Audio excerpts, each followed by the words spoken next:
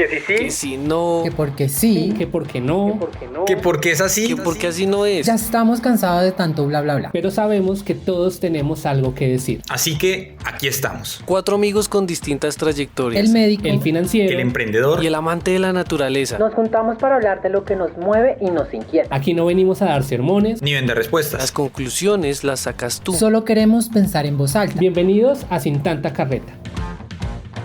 Un espacio donde las ideas fluyen. Las preguntas Y incomodan. las respuestas. Bueno, esas las decides tú. Bienvenidos a otro capítulo de Sin Tanta Carreta. Como siempre, nuestros acompañantes, Fabián Casallas, David Moreno, Nicolás Tamayo y quien les habla, Wilmar Guaduas. En esta oportunidad ya estamos en el cierre, la culminación de esta serie que hemos tenido con el libro de Daniel Goleman. Ya hemos revisado la autoconciencia, sobre si soy consciente de mis emociones, la autorregulación, si soy capaz de controlar mis emociones, inclusive la motivación, esa chispa que nos mueve. Hoy estaremos tocando 2 puntos que hacen parte de los pilares que menciona este autor, que es la empatía y las habilidades sociales. Entonces, para dar inicio, comenzamos con algunos puntos que este autor resalta dentro del libro sobre la empatía. Iniciemos con esta. Dice que la empatía habla desde el ser consciente de las emociones de los demás, el de comprender sus sentimientos, las necesidades e inclusive las preocupaciones. Habla un poco también sobre el de sintonizar con sus señales emocionales, verbales y no verbales. Y finalmente, como otro punto, es responder de manera apropiada a estas emociones. Pero bueno, en pocas palabras, Nico, Fabi y David, ¿cómo definirían ustedes la empatía? Para mí la empatía sería ponerse en el zapato de los demás, ¿no? Saber qué quiere la otra persona o lo que está sintiendo la otra persona.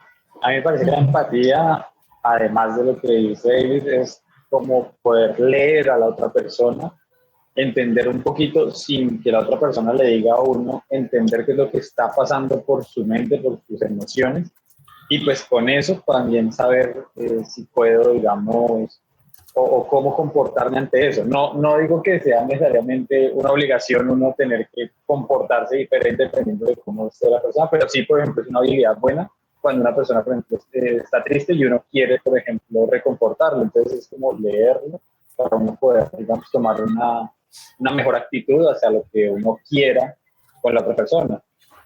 Uh-huh. En mi caso, si bien considero también que la empatía es como, sí, el hecho de ponerte al lado, en los zapatos de la otra persona, también es cierto que la empatía no la puedes sentir en todo momento. Realmente, para ser empático con una persona y en una situación determinada, lo que debe pasar es que tú también hayas vivido esa experiencia o al menos puedas comprender por lo que está pasando esa persona, porque ser empático sin saber el dolor o la situación por la que la persona está pasando, realmente al final deja de ser empatía. Estás diciendo que para ser empático debes haber vivido lo que el otro o tener una idea, según lo que dijiste, corrígeme si estoy mal. Ajá. ¿Sí? Ok, pero entonces si no has vivido eso, si no tienes ni idea, entonces no puedes tener empatía. Claro, cuando tú no vives lo que la otra persona está pasando, puedes entrar en el campo de hacer un juicio hacia lo que estás sintiendo. Entonces, ahí realmente lo que está pasando es que estás creyendo desde que tu contexto, claro, esta persona debe estar sintiéndose así, así, así, pero porque asumes que así debe sentirse una persona de acuerdo a tu concepción de cómo se debe vivir esa experiencia. Y la pongo en un ejemplo súper claro y es, no sé, un duelo o una situación muy triste. Uno asume que por lo general, o en mi caso, por lo general las personas, claro, deben sentirse solas, tristes, con ganas de llorar, de salir corriendo, pero ese no es el común denominador y todas las personas vivimos las experiencias y las situaciones de manera distinta. Ser empático parte del hecho de, como dijo David, ponerse en los zapatos de la otra persona.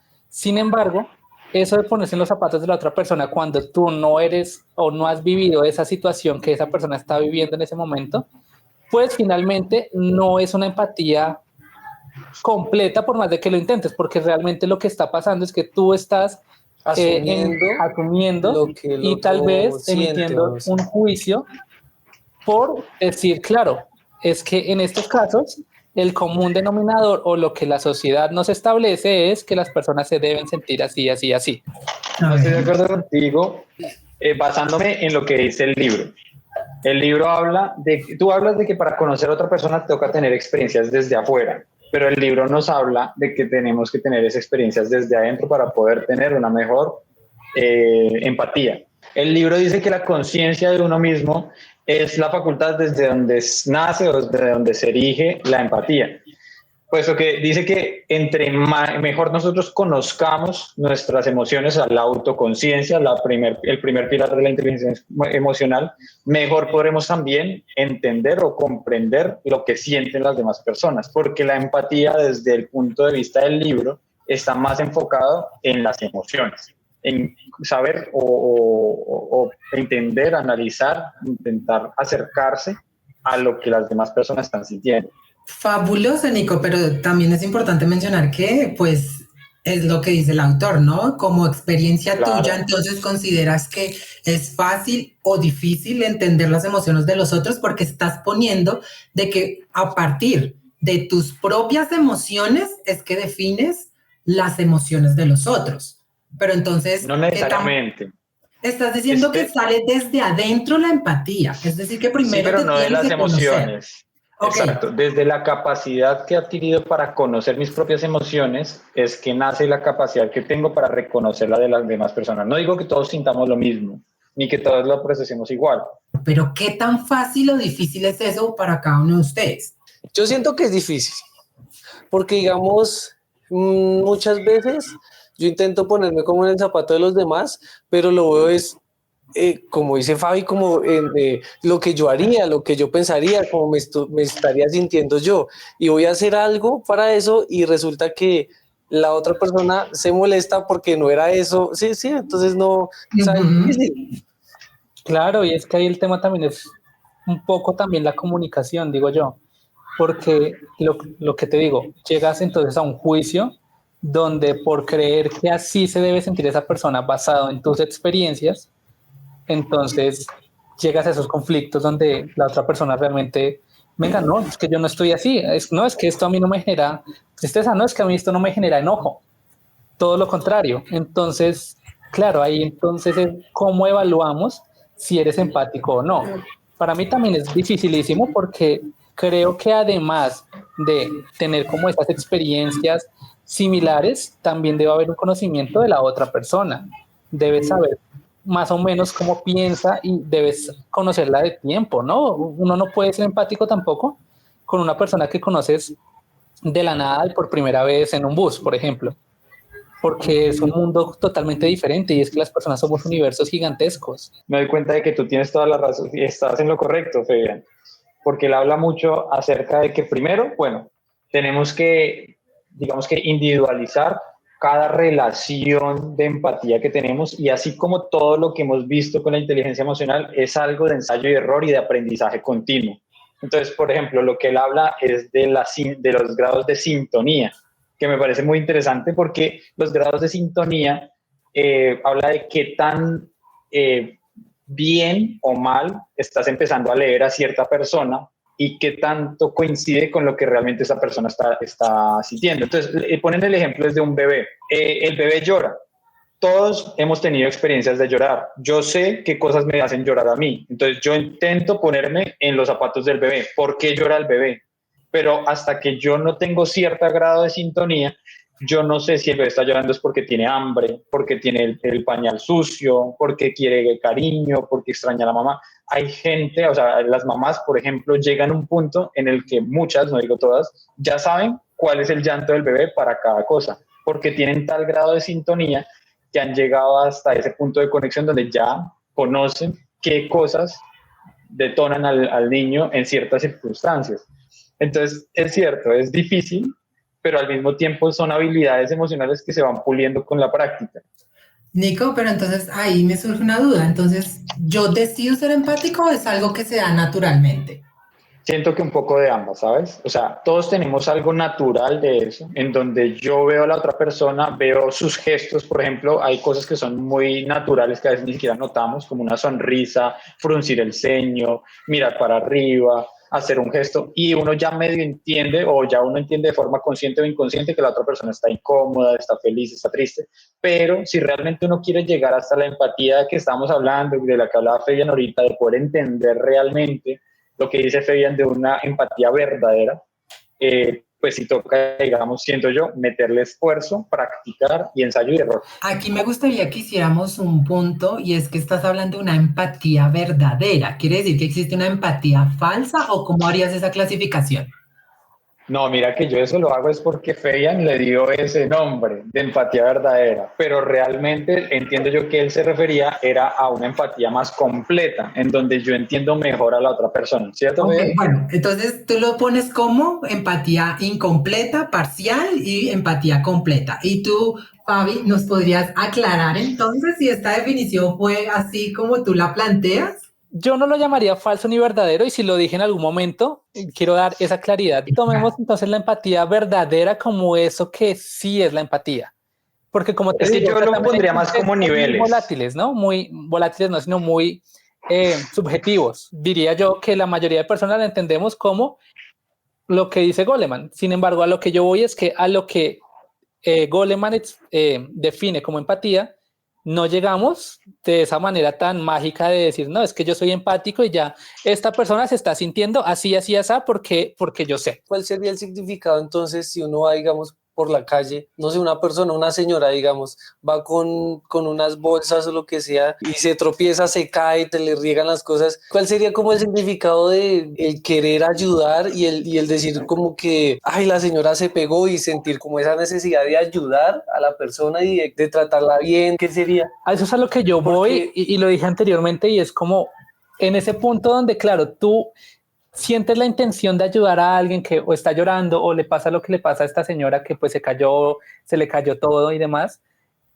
Le pueden llamar empatía o inicios de empatía o ese impulso como para decir, venga, Ocupación, claro, responsabilidad de ayudar. bueno, lo que Sí, sea. o sea, Realmente yo sí siento que hay un tema de conexión emocional de, venga, claro, yo si estuviera en esa situación quisiera que me ayudaran, pero Tal cual. igual a lo que voy es a lo mismo. Puedes ayudarla, pero a ti nadie te asegura que esa señora realmente no quería que nadie la ayudara. A eso es a lo que voy. O sea, la empatía, aparte de yo considero que esta señora necesita ayuda porque yo quisiera que me ayudara. que alguien me ayude en Pero esa que tal situación. señora se moleste porque tú vas a ayudarla. O en Bogotá, que Porque pasa eres muy un seguido. machista que no deja que la mujer se deje defender sola. Exacto. O en mi caso, yo pensaría, Puede pasarte, no, este o man sea, me va a robar o se va a llevar mis cosas.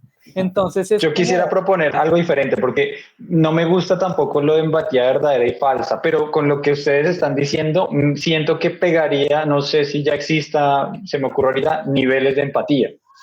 Que exista como un nivel básico, que es más intuitivo, que es como más, lo que tú dices, con alto riesgo de equivocarse, y una empatía que ya se haya construido durante años de relación y conocer a una persona que de pronto ya sea mucho más factible. Me gusta mucho eso porque además estaba leyendo el libro y hablaba acerca de que llega a haber personas, por ejemplo parejas, que cuando están en cierta circunstancia, por ejemplo, hablando de una pareja que en cierta situación las dos personas empezaban a tener las respuestas fisiológicas al mismo tiempo, entonces que empezaban con a que se le erizaba la piel, empezaban con sudoración al mismo tiempo, y son cosas inconscientes que, pues, si bien no son emocionales, Daniel Goleman sí dice que pues se podría, o sea, no dice que esa es empatía fisiológica, sino que llama la atención que esa empatía alcanza a niveles del cuerpo, cosas inconscientes que no tengan que ver necesariamente con las emociones. Entonces es bonito porque en ese sentido sería como el punto,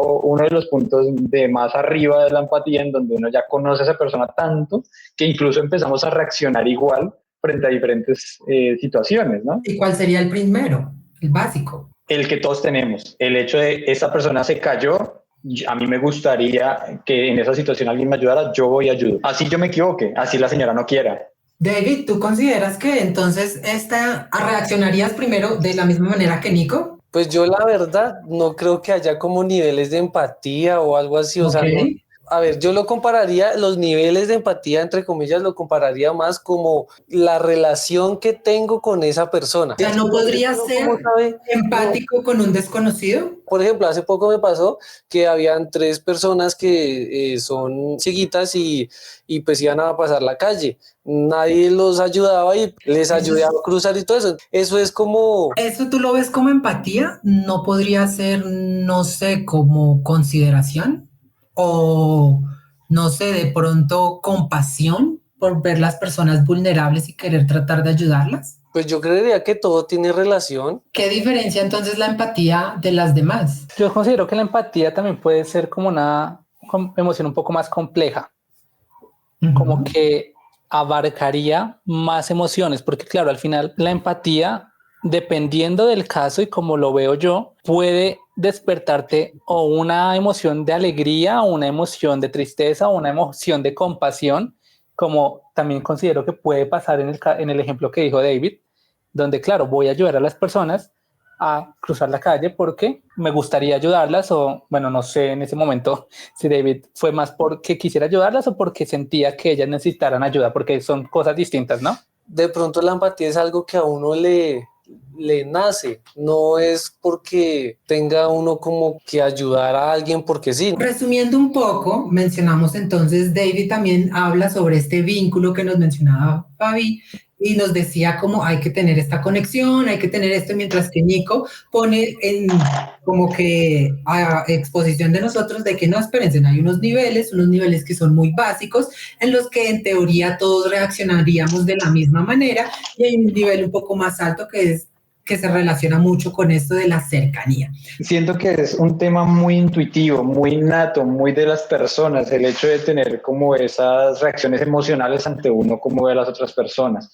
Y yo sí me voy a pensar de que de todas formas uno, así sea inconscientemente, tiende a intentar saber qué es lo que está sintiendo la otra persona. Muestra de eso, por ejemplo, también el hecho de que nosotros tenemos neuronas espejo.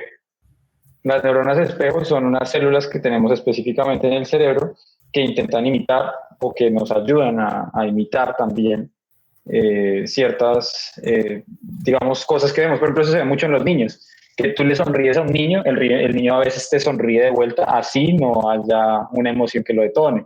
Esas son las neuronas en espejo. Y eso me hace pensar que puede haber mecanismos en donde tú ves a una persona y tú sientes, o por lo menos a mí me pasa. Nico, aquí me gustaría que aclaráramos un poco algo, porque hablas sobre las neuronas espejo, que técnicamente es algo que todos tenemos y pues es muy natural del ser humano. Luego, si me estás relacionando la empatía con la activación de las neuronas espejo, la primera pregunta sería, entonces, ¿el simple hecho de activarse las neuronas espejo es empatía?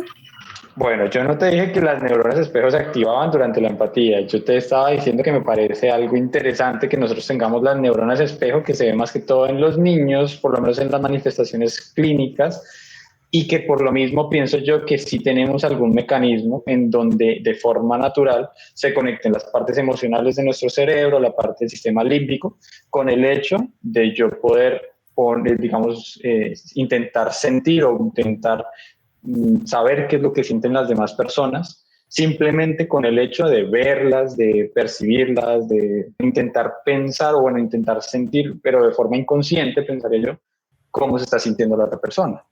Ok, pero lo ves es más como un medio de información, no como el tema de la empatía en sí. Exacto. Daniel Goleman dice que los juicios morales y la empatía están ligados de una forma muy intrínseca, de una forma muy, muy cercana. Ajá. Y habla de que es ahí donde nacen también muchas acciones de altruismo. Entonces, a mí me gustaría leerles un pedacito, si me quieren. Dice, la actitud empática está inextricablemente ligada a los juicios morales, porque estos tienen que ver con víctimas potenciales. Mentiremos para no herir los sentimientos de un amigo, visitaremos a un conocido enfermo o por el contrario aceptaremos una inesperada invitación a cenar, ¿durante cuánto tiempo deberíamos seguir utilizando un sistema de reanimación para mantener con vida a una persona que de otro modo moriría? Entonces, él habla mucho también de eso, de que, y acá les adelanto otro, la empatía es la empatía hacia las posibles víctimas el hecho de compartir la angustia de quienes sufren, de quienes están en peligro o de quienes se hallan desvalidos, lo que nos impulsa a ayudarlas. Entonces, eso me hace pensar también que la empatía hace parte de nuestra esencia humana, que como animales también nos ayuda en la preservación. Ahí me parece que es un poco delicado compararnos con los animales, Nico, porque entra otro aspecto de lo que es ser humano y es la razón. Y partiendo de lo que dices, porque también lo mencionó David en su ejemplo, y es ayudar a la otra persona, ¿no? Ese querer ayudar, pero partes de querer ayudarlo por lo que tú sientes que esa persona necesita o quiere recibir de ti.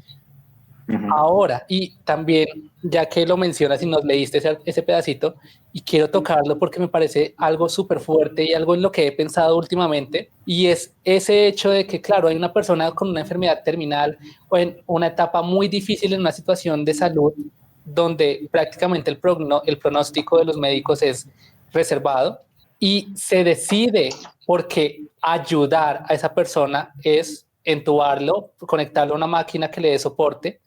Pero cuando tú entras a hablar con esas personas o con muchas otras personas que estuvieron en una situación similar, donde esas personas no querían que alguien más tomara la decisión de, venga, vamos a entubarlo, vamos a conectarte porque te queremos ayudar, queremos aumentar tus posibilidades de vida. Pero cuando tú hablas con los médicos es, ven, así lo conectemos, eso no va a aumentar sus posibilidades de vida. Entonces ahí, ¿en dónde queda la empatía? Ya que lo mencionas y lo mencionan, es como tú crees por tu juicio, porque al final es eso, es un juicio moral, como lo dices, tomémoslo así, un juicio que tú haces de, claro, acá lo más importante es que siga con vida, pero ¿a qué costo? Y entonces es lo que ahí es en donde en el ámbito médico se preguntan. Yo prefiero estar muerto a estar en estado vegetal, estar dándole estorbo a la familia. Si me voy a morir, que no me conecten, no quiero estar conectado a máquinas, porque claro, ahí lo que las personas sienten no es lo que la sociedad o en el ámbito médico los médicos esperarían que sintieran para ayudarlos. No, totalmente de acuerdo contigo. Y por eso es que desde el área médica y desde el área legal existen unas cosas que llaman disentimientos de maniobras de reanimación. Bueno, las personas por lo general tienen que hacer eso antes de llegar a un estado crítico, porque si no, ya pues uno... ¿Y si ya llegan en estado crítico, Nico? Mi pregunta por es... ejemplo, uno siempre supone Mi pregunta es, ¿se les menciona eso? Y lo digo, Nico, porque... pues recientemente viví una situación similar y no le mencionan eso a uno. Le mencionan, usted fírmeme acá que es para poderlo ingresar a la sala de hospitalización. Y tú sabes que acá en Colombia es un país donde por lo menos hay un gran porcentaje de la población que no sabe ni leer ni escribir. O que ya son muy mayores, donde también es importante. Entonces, a lo que yo voy es, ¿eso sería empatía entonces? Fabi, claro, me encanta. Aquí quiero interrumpir un poco, Fabi, porque me encanta y quisiera yo redondear esta pregunta que tú estás haciendo un poco más específica para que todos los que queramos responder esta interesante pregunta lo hagamos, y es, partiendo desde esta situación que nos plantea Fabi, que es una situación médica, que tomando un poco lo que decíamos anteriormente, que el general, o sea, la acción genérica sería tratar de reanimarlo, pero ahora conociendo este dato interesante, y es que yo lo pongo, y es la persona nunca, o de toda su vida, las personas cercanas que estuvieron cerca de la persona, decía que jamás quería que se le conectara a ningún tipo de aparato. Esto no lo saben los médicos, y digamos que esta persona ingresó directamente es que hablando de temas médicos, hablamos lo que dice Fabi más. Por X o Y razón estamos así y están ustedes en la situación de un médico. Y seríamos empáticos por tratar de reanimarlos como médicos, teniendo claro que esta persona no quería que se le conectara nada, o sencillamente estamos tomando juicios, que es la perspectiva que Fabi nos los plantea. A veces es difícil la toma de decisiones y es una cuestión de ética médica compleja que pues no me atrevo tampoco a profundizar mucho porque no soy experto en el campo, pero sí es un tema de ética médica muy complicado, porque uno, por lo menos por juramento hipocrático, siempre tiende a hacer lo que uno considera mejor para el paciente. Sin embargo, también es cierto que ya estamos dejando de lado la medicina paternalista, en donde uno decide por el paciente, y estamos en una medicina en donde ya se habla y se llega a un punto medio con el paciente, donde decimos, mira, estas son las opciones que tú tienes, esto es lo que yo te recomiendo, pero yo no voy a tomar la decisión. La vas a tomar tú con ayuda mía, o sea, vamos a hacer los dos tomando esas decisiones. Entonces, hay situaciones que dan tiempo, por ejemplo, te pongo a ti, Dios no quiera, un cáncer. Espera, ahí quiero como que nos centremos de nuevo. La pregunta era si es o no empatía. Entonces tú, digamos que entiendo todo el trasfondo médico y creo que también es un poco delicado ahí, pero el punto es, estabas como persona X, no como médico, entonces ¿a qué? Pero ya te lo respondí. Sí, para tú mí lo es empatía. Es empatía, listo. Nico, Fabi y David. Quiero ir acá yo porque me parece interesante lo que menciona Nico y lo mismo, lo digo, es muy bonito en el papel, pero te pongo la situación y fue la situación que yo viví. La persona estaba consciente. Los médicos no le preguntaron a un familiar que no sabía tampoco de los deseos de la persona hospitalizada y obligaron a la persona a este procedimiento. ¿Quién firmó? Quiero responderte. La persona se alteró, se movió, gritaba que no quería que lo entubaran y aún así los médicos lo entubaron. Entonces, ¿qué pesa más ahí? Porque claro, firmaron un papel, entonces los médicos realmente siento que no fueron empáticos porque a ellos les importaba más, está en el papel, nosotros lo vamos a intubar. Y cuando hablabas con los médicos, no, es que no importa nada la intubación, eso no aumenta su probabilidad de vida. Y por el contrario, siento que lo que disminuyó fue su calidad de vida al final. Y entonces ahí... En eso tienes toda la razón. Es muy bonito lo que tú dices porque, claro, en el papel es muy lindo, pero en la práctica, ven, ¿qué pasa? Entonces siento que muchas veces y cuando estamos ahorita en estos temas, ya que lo mencionas el ejemplo, Will, en estos temas médicos y laborales, porque al final es eso, siento que muchas veces las personas perdemos empatía en temas laborales. Nos importa más seguir números, seguir procedimientos y nos olvidamos de que en el caso de medicina, pero también muchas otras profesiones que atienden personas, pues de que estamos al final atendiendo a un ser humano. Él podía decir si sí o si no. Entonces en ese caso, Will, realmente considero que no es empatía. Considero que igual hay que verlo en el caso puntual, porque claramente, y no quiero generalizar tampoco, porque no es así, digamos, lo que les digo, las personas somos un universo inmenso y empezar a generalizar y a hablar términos así tan grandes y aplicarlo para todo el mundo, pues no es justo tampoco. Es cierto, y aquí también es como el tema de recalcar y retomar como que lo que tú dices, y es que para tener empatía también hay que tener un poco de contexto. Y David, ¿tú qué piensas? ¿Tú sientes que es empatía o no? Es como temas de contexto. En el caso del médico.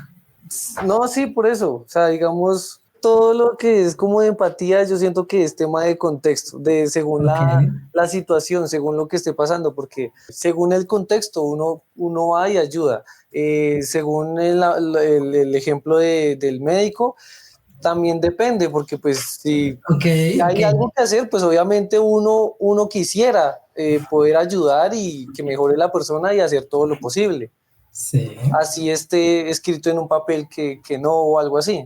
Ahora pasemos al siguiente nivel, que es las habilidades sociales. Según Goleman, la habilidad social se trata de manejar las emociones en las interacciones y construir relaciones efectivas, utilizando la conciencia de uno mismo y la conciencia social, incluida la empatía, como base. Encontramos algunos ejemplos que encontramos son el liderazgo, influencia, manejo de conflictos, entre otros. Entonces, bueno, ya tenemos un poco de visión sobre la empatía, sobre esto que Nico plantea, que es tratar de entender o ver cómo funciona la comunicación verbal, no verbal de las emociones. Fabi, que necesita contexto.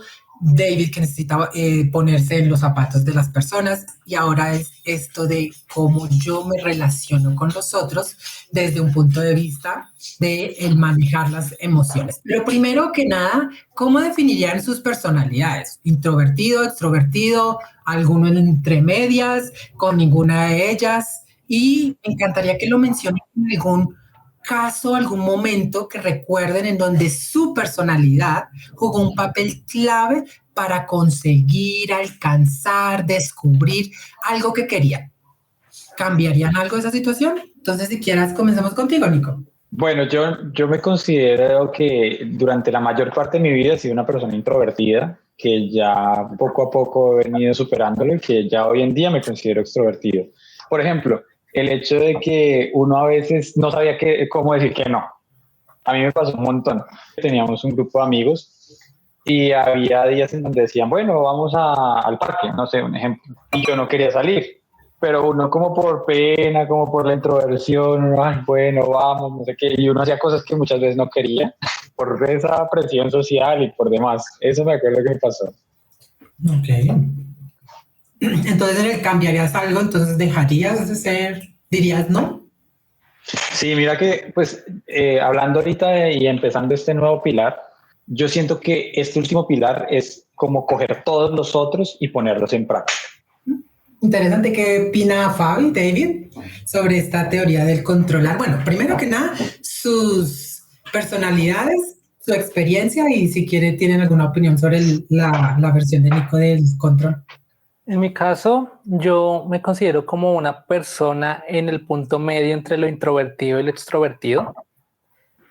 En algunas ocasiones soy muy introvertido, ocasiones muy específicas, de pronto donde no me siento muy cómodo hablando y demás, pero en otras, con personas con quienes me siento cómodo o personas que tengan una personalidad o un carácter similar al mío, me siento un poco más extrovertido, me siento un poco más como abierto a poder expresarme y así definiría yo mi personalidad para responderte a tu pregunta.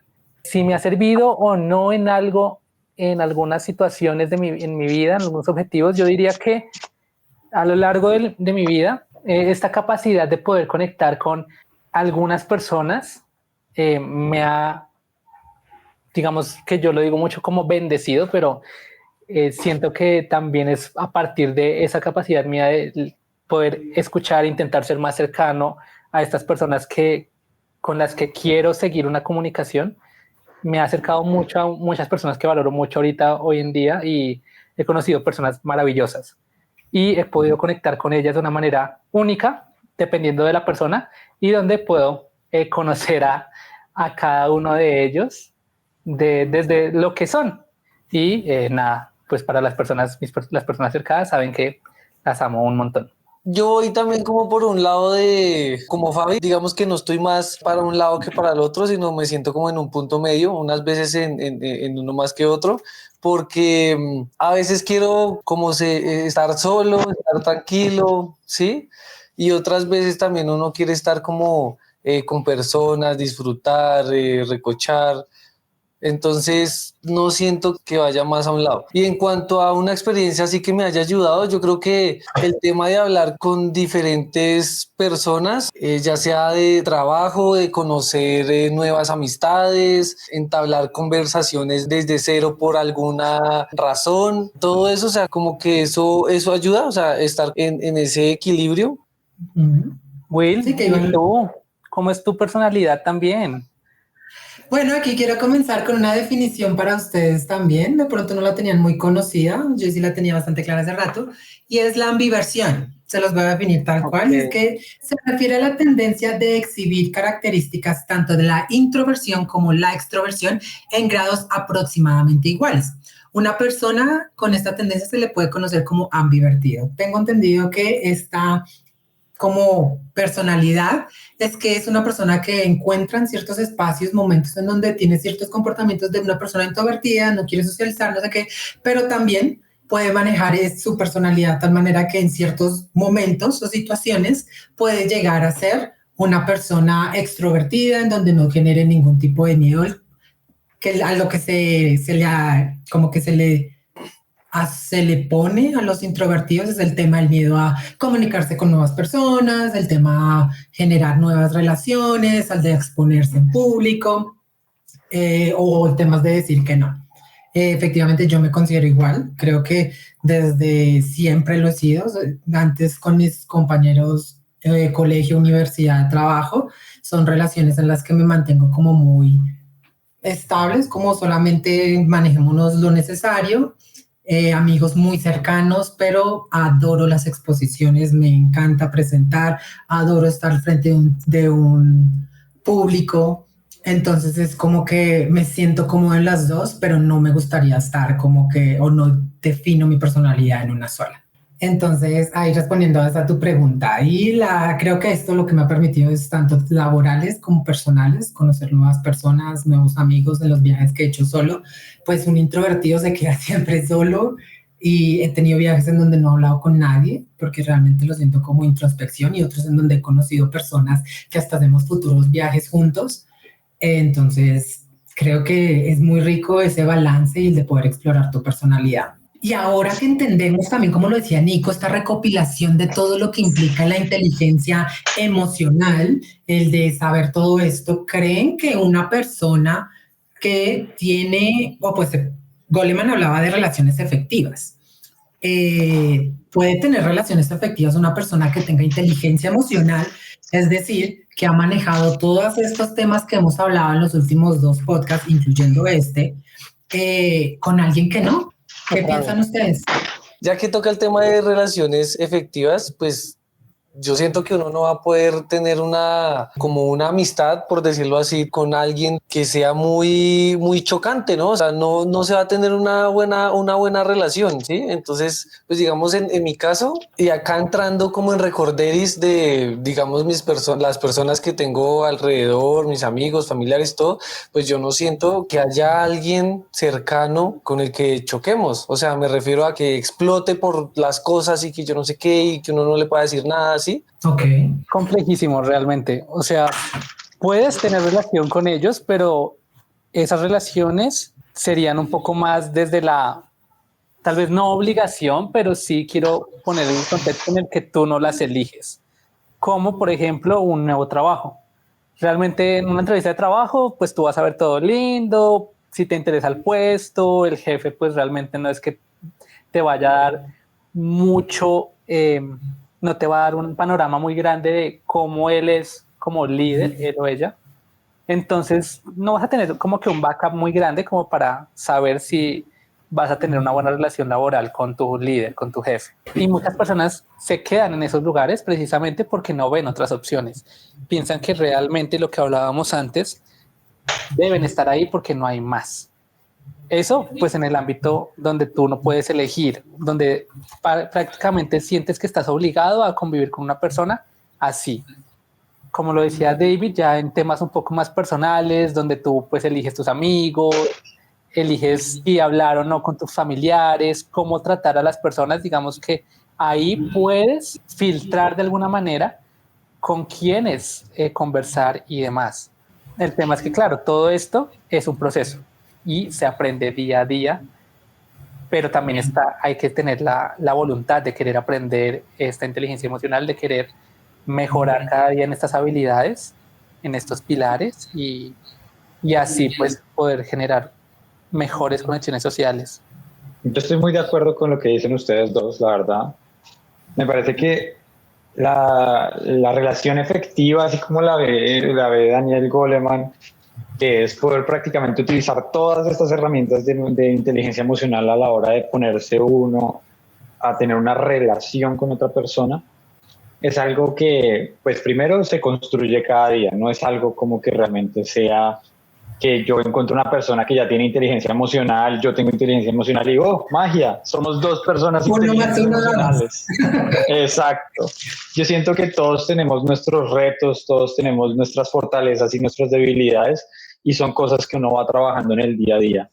Me encanta, realmente creo que entonces aquí encontramos puntos muy similares en donde no vemos un sí ni un no, es como van a haber ocasiones en donde por temas laborales o porque las mismas condiciones te llevan a tener relaciones con personas que puede que no tengan nada de conocimiento sobre manejar emociones o inteligencia emocional y otros en donde pues como lo mencionaba Nico y Fabi, de que van a ir construyéndose día a día.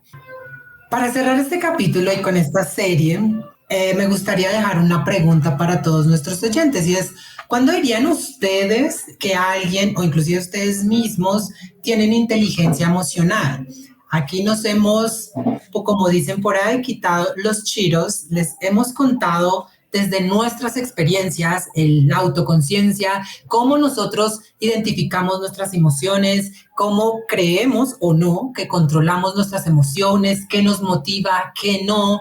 Y ahora en este capítulo, las definiciones tan variadas que encontramos de empatía, desde los niveles hasta un poco más de cuestionamientos. Inclusive, y terminamos ahora con las habilidades sociales, en donde también vemos cómo la interacción con otros se ve muy marcada y muy afectada por esto que llamamos inteligencia emocional. Para concluir, lo único que me queda decir es que si tienes dudas de que si tienen definiciones alternas sobre lo que hoy tocamos, nos dejen en comentarios o nos dejen saber todas estas definiciones, que siempre compartir es crecer. Finalmente, síganos en nuestras redes sociales, en Instagram y TikTok como @sintantacarreta, y pueden escuchar este y nuestros demás capítulos en YouTube Music y Spotify. Sin más que decir, muchas gracias y nos vemos en la próxima. El contenido de este podcast es solo informativo y de entretenimiento. Las opiniones son responsabilidad exclusiva de los presentadores y no sustituyen asesoramiento profesional. Para ello, consulte un experto. No garantizamos la aplicabilidad de la información y su uso es responsabilidad del oyente. Los derechos de propiedad intelectual pertenecen a los creadores.